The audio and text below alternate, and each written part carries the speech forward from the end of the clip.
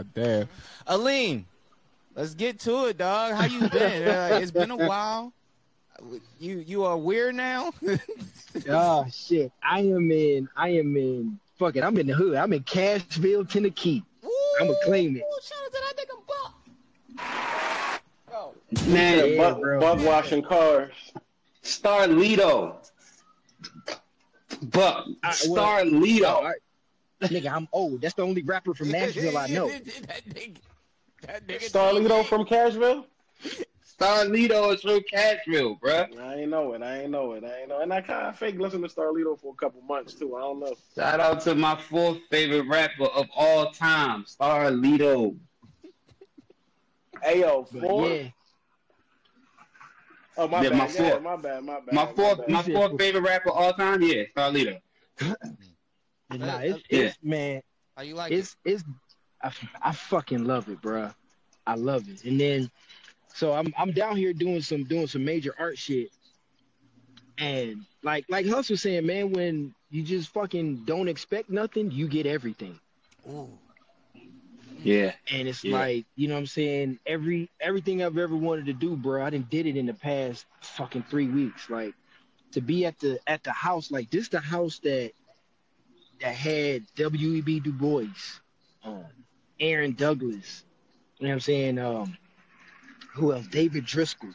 Like I know these names not familiar to y'all, but please go look at these names. Stop that. We learning? Nah, he lost me at at the least know who W.E.B. Du WB Bois. is. I ain't gonna lie. I don't know the rest of them people. After W.E.B. Du Bois, I was like, oh, wow, I got to look them up. Yeah, fact. Yeah, I can't wait to look and at the transcript so I can copy and paste niggas' names because you know I can't No. spell.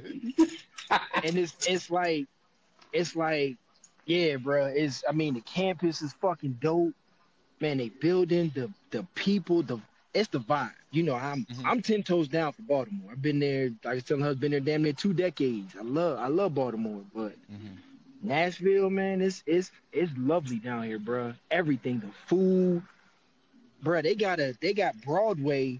It's just like fucking Canal Street in New Orleans, bro. Fucking music everywhere.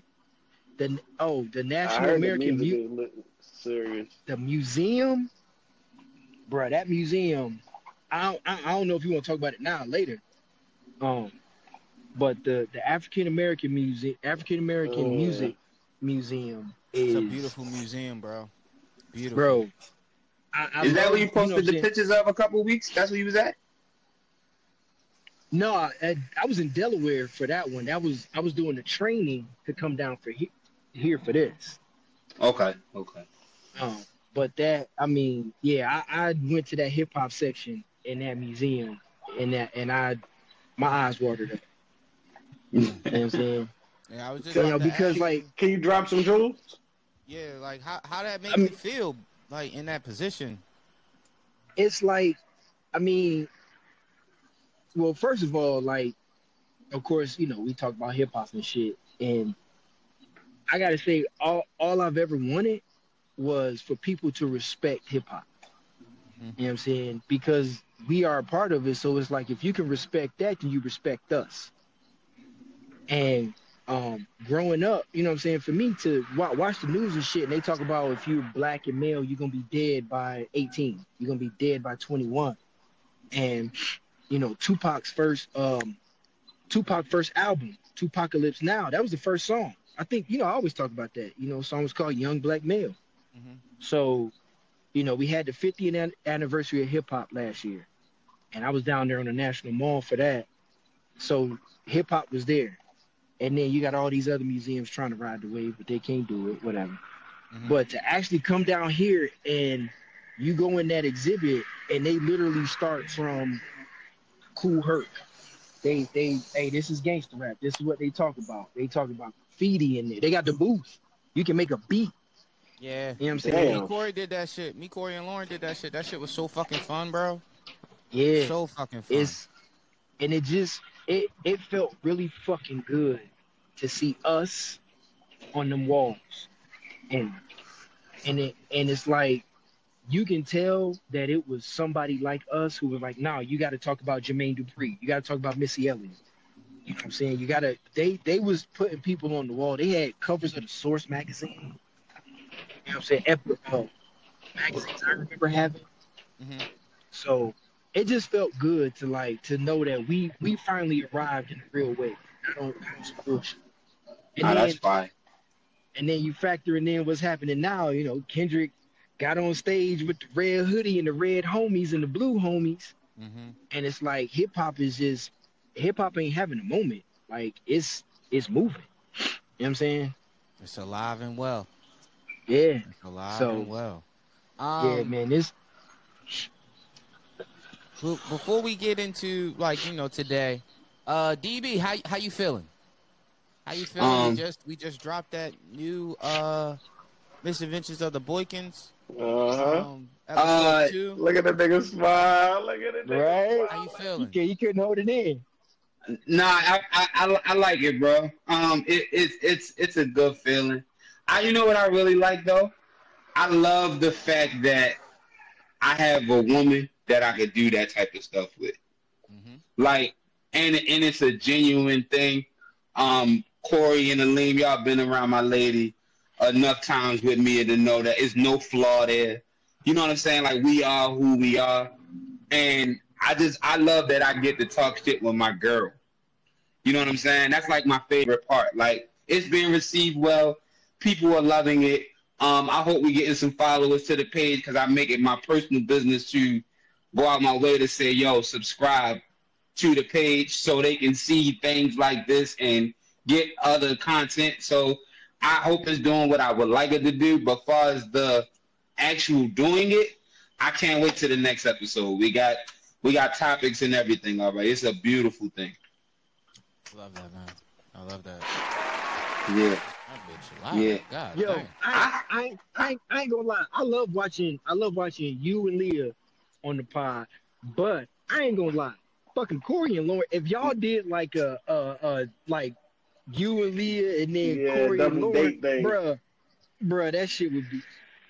I said I wanted to do it. I wanted to start a podcast called The Double Date, where me and Leah talk to other couples and we do stuff like that. I wanted to do it. I said that months ago. Yeah, I do remember that. Yeah, I got a question for Hus when I get a chance. Mm-hmm. Damn, bro. Like, I do want to say this. I appreciate, not so much as appreciate, but yes, appreciate. That probably isn't a word I want to use at the moment. But to see the support that your podcast have is incredible. One of the things when I agreed to do this was I took notice of how many people support y'all, right? Yeah. And I noticed it, and I kept it in the back of my mind as far as how I knew the pod would do. Within an hour or so. Yeah, about an hour or so. You already had about 20 views, right? Mm-hmm. And then I think we're up to about 45, maybe 50 now, and we're at the end of the day. Great. Not only is it a reflection of you guys as a couple, but even individuals, how people love you guys. So I just want to give it up for the people that are there to support you guys, because that's very hard in this kind of situation. Like, we could put out all the content we want, but if niggas don't support it, it just falls on deaf ears. Yeah, I appreciate that. Please continue to watch the episodes, even in its entirety.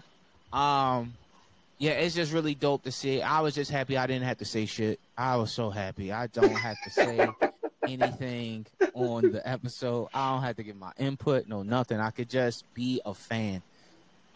In the position I'm in with as a creative, sometimes just having the opportunity to be a fan is something we don't get a chance to do. So I that is something that I really appreciated. To be a part that's of. a good point. That's why I don't mind.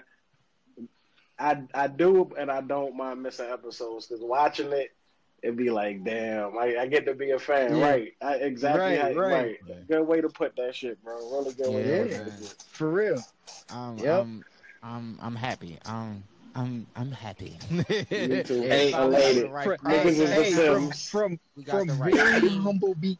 very humble beginnings. Aleem, you know it. You motherfucking know it. BB, you know it too, because we done came up after you came by. Yeah. You know what though, Corey? I know how much you hate this, but I'm gonna do it, and I know the fellas will back me. Yo, you really, I don't think you understand your power, bro. Because I ain't never really cared for this kind of shit. Like I love I love talking to people. I love talking. Y'all know that by now.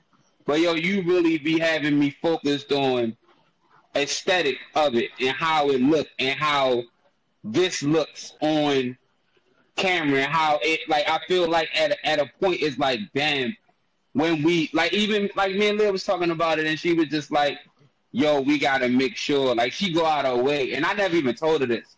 She like, yo, we gotta make sure Corey get his pug for whatever we talk about. We gotta mention this. We gotta fucking do it. Because she was just like, because one day, she was like, we gonna phone it in, and I was like, damn, I don't know. And she was just like, nah, I like doing it there because people get to see what it is. The Baltimore County, like, forever. Like, this is like offspring. That's why I like, she like, yo, we always have to do it there as long as Corey allows it, because we need people to see that even though this is this, it comes from this. And that's why there is no other YouTube page or nothing like that. Like, that's the home of it. If you want to see it, you have to go fuck with my man. You know what I'm saying? And we did the same way with the Laptop Chronicles. It was like, no, I can't do it nowhere else. It's there. Yeah, it gotta be there. It's way down there, but it's there. Nah. Boy, those episodes are wild. But you know what I think y'all should do? Y'all, like, we do cuts and all that, Corey. You gotta do cuts and highlights of. You gotta go back, like, when you got time.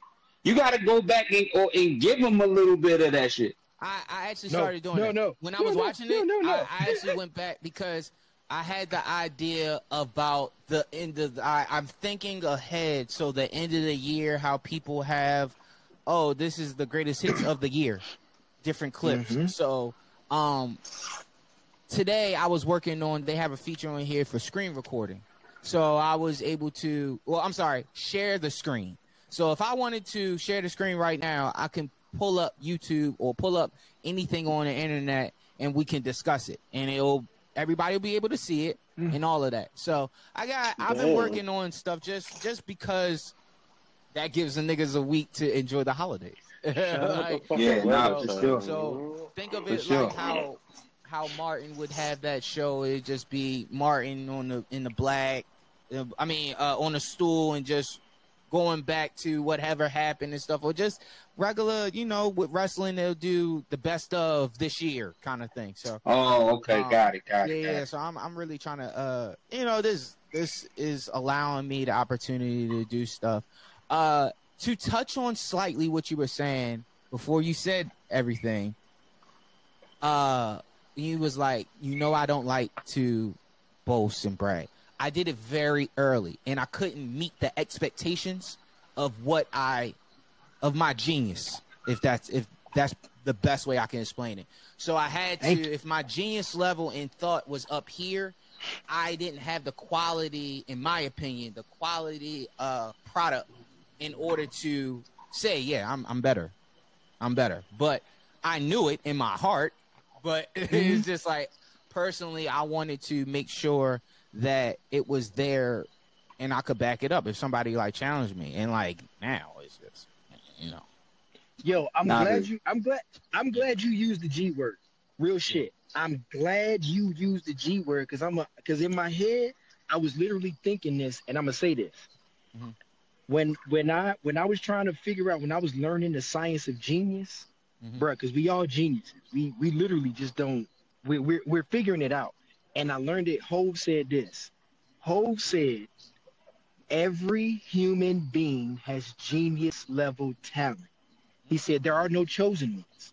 He said, God has given every single one of us genius level talent. You just have to find what you're good at and tap into that. He literally said that shit. Yeah. And so, That's yeah, true. from that, man, I just, like, you just got to find, and that's what, in the grand scheme of, when I go big brain, that's what work is. That's why they got us doing bullshit work, so that we literally don't know our genius. Mm-hmm. They give us fucked up education. They give us fucked up music. They give us fucked up food, fucked up air. And we really literally don't know. We don't have time to figure out what our genius is. Yeah. Yep. And you know what's crazy? And then we'll start the conversation. But when I posted, I go through the clips. I created the clips. I edited some of the clips, just so I can get points that I could put up, right? So by the time I edited probably like 6 clips for BB and Leah's episode, right? I was like, yeah, this is it. Yeah, this is it. And then like I started thinking about the wrestler MJF, right? So after I put the clip up in the story, I played MJF just talking shit. So I saw that. Yeah, so like, and I you can't deny it. It's just like, yo, embrace it, yo. You just gotta accept it. I think I said this before. The day that we was recording, and that picture to his left fell off the wall, and he was like, "Oh shit!" And he said, "All right, stop recording." And he was like, "All right, I'm gonna move this here, move this," just because the picture fell. And when we started back again, it was a whole new fucking set, and I went, "This nigga's a genius." Yeah, man, I appreciate that, man. I've been trying to tell you, nigga. I'll tell you that, I think sometimes our genius is only it really gets expressed and brought to light when you have, especially when you're dealing with people, you have people willing to be patient with your growth. Mm-hmm. You know what I'm saying? Like, you could be a genius. You can have, like, I do believe everybody has genius levels of talent, but you have to find people or deal with people who can, like, appreciate the growth and the hill to climb. You got to find people willing to climb the hill with you. Mm-hmm. But if everybody is fucking at the bottom of the hill waiting for you to pull them up, you get tired and you get burnt out. You know what I'm saying? So you just have to have people that's willing to fucking climb the hill with you. And you also have to embrace the moment. I seen something on Twitter today, and it said, why is happiness so elusive? And then the person responded and said, because we look forward in the future instead of the present. Yeah. That shit was fire to me. Because I'm just like, damn, yo, like, that makes so much sense. You always say, yo, when I get this. But you never take into account. Like, I'm a car guy. I always say, yo, I can't wait till I get me a fucking Hellcat or a Porsche 911, and I drive a nice car. You know what I'm saying? Like, it's just, that shit, we don't appreciate the now too a lot. I think a lot of that comes from time, right? Y'all already know, I literally wear a compass because I don't pay attention to time. Because we're always like, yo, I got to do this by 21, this by 28, this by 30. You know what I'm saying? So, and then on top of that, when you throw in the social media shit, we're looking at other people doing stuff, comparing our time to theirs. Yeah. So we're like, oh, I'm going out of town because, such and such, or I'm going to do this, instead of going, wait a minute, where am I at right now? All right, cool. I'm in a good spot. I'm in a good point in life. I'm with my niggas. And the one thing that I kind of feel like, y'all know the shirt I wear, the Jew shirt, right? Mm-hmm. Think about it, bro. We are Jews, right? Corey is Q, trying to get the DJ tables together. Huss is fucking Bishop. He gonna rob the liquor store. You know what I'm saying? DB, man, why? You pouring the 40 in the eggs. I'm Khalil the smart nigga, right? But at the same time, it's like you think about it like this: your vibe attracts your tribe. We vibe with each other. You know, the people you around. Like I'm literally around a bunch of museum nerds, and we all just high fiving on museum shit. Like you said, you was like, man, we ain't paying attention to that shit, and I'm like, yeah, you right. But I'm around a bunch of people who I can nerd out with them, and they wondering how I can come back and hang out with the homies. I'm like, first of all, that's where we all come from. Second of all, y'all motherfuckers ain't that smart. So the fuck are we doing? But I'm here. You're kind of Kendrick. And I'll take that. I mean, able to navigate with having all the Bloods, Crips, and all the other gangs on stage. But you can also do Fashion Week in Paris and sit in the audience and perform. I've literally been telling them people. I had an interview today for some shit, and the lady, ironically, the program is it's an art bridge, is how to bridge art. And I told the lady, I said the last project I did, I was working with people from Micah, you know what I'm saying? Which, if anybody in Baltimore, y'all know where Micah's at. But I'm telling these people, they like, oh, we're trying to get into the community, this and that. And I said, well, go down North Avenue. Go right down the street to North and Penn and talk to the community. I'm like, well, that's where I'm from. That's where we're from, right? That's where our families are, our aunts, uncles, cousins, brothers. Like, DB, you said it. North and Penn is an experiment. Like, what the fuck is that? It is. But when you literally zap the culture out of people, and I ain't gonna lie, bro, these white folks know who we are. They know who the fuck we are.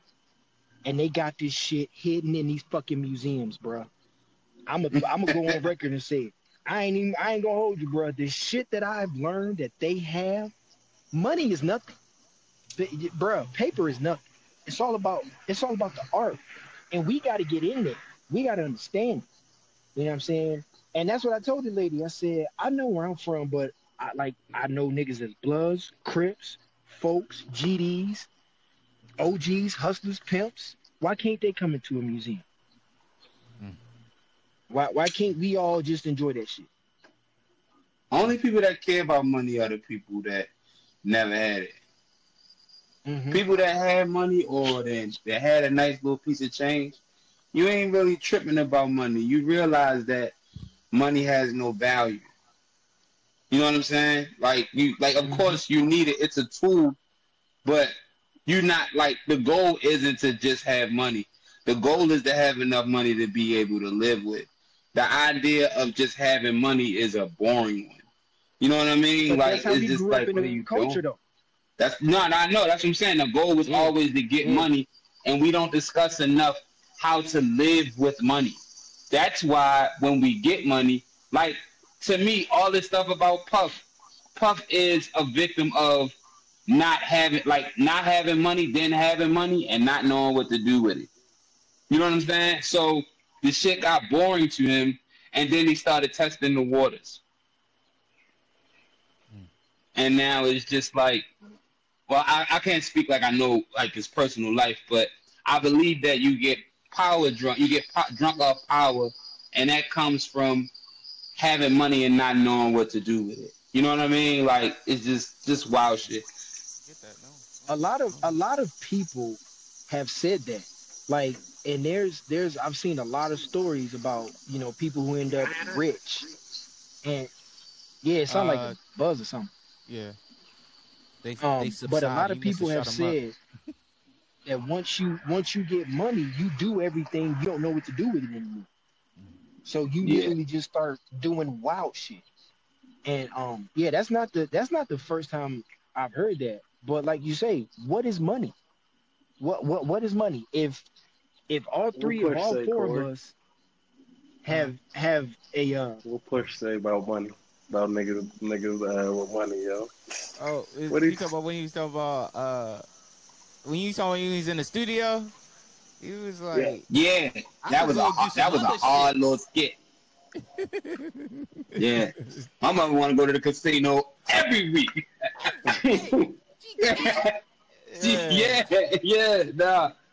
Yeah. A lot of niggas want to be. He said a lot of niggas want to be more famous than rich. Like, yo, push, man. Wait a minute. All right, I know we talking about shit, but that Clip song is stupid.